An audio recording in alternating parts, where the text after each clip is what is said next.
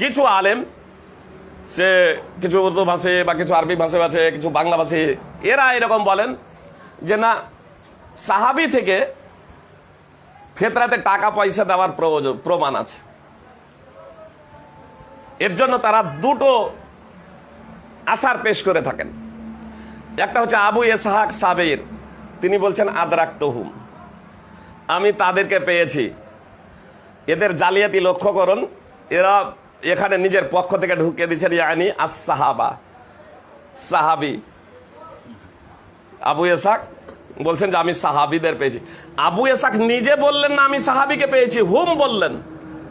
কথা খুব মনোযোগ দিয়ে শুনুন। আবু ইসহাক সাহাবী, তৃতীয় স্তরের মুদাল্লিস রাবি।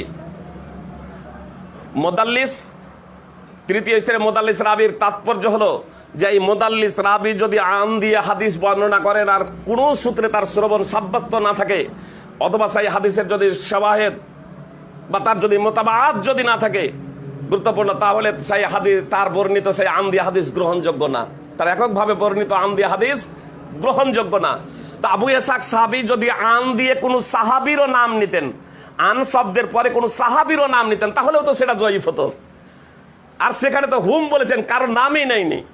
তো কে তারা? সাহাবী, তাবেঈ না অজ্ঞাত ব্যক্তি? তাহলে এবার কারায়েন দেখতে হবে, কারায়েন।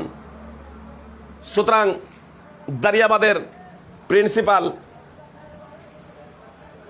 জাফর আবু আনোয়ারুল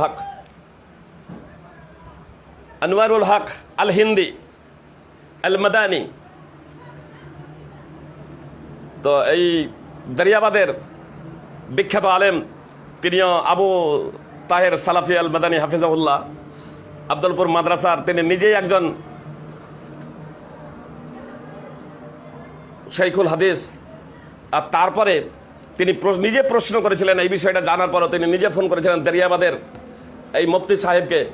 তিনি দিয়েছিলেন খাদ্যশস্যের পরিবর্তে টাকা পয়সা দেওয়া জায়েজ নেই। যেসব এ থেকে এত স্পষ্ট, যেসব ব্যক্তিরা এরকম বলে যে ফেজি সাহেব আসলে মাদ্রাসায় পড়ান না, তো এর জন্য বলছেন। তো মাদ্রাসার যারা আলেম, যে আমাদের এলাকার আশরাফুল হক রহমানী হাফিজাহুল্লাহ এবং আবু তাহের সালাফি হাফিজাহুল্লাহ মাদ্রাসায় পড়াচ্ছেন, যে আশ্চর্য লাগছে কিছু ব্যক্তি বদরুদ্দোজা নদভী হাফিজুল্লাহর মতো ব্যক্তি বলেন ফেজি সাহেব আসলে হাদিস পড়ছেন, মাদ্রাসায় পড়াননি।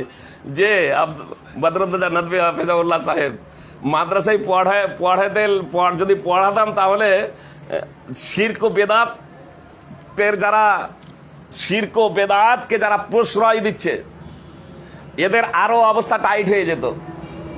জি, এদের আরো অবস্থা টাইট হয়ে যেত যদি আমি মাদ্রাসায় যদি পড়াতাম।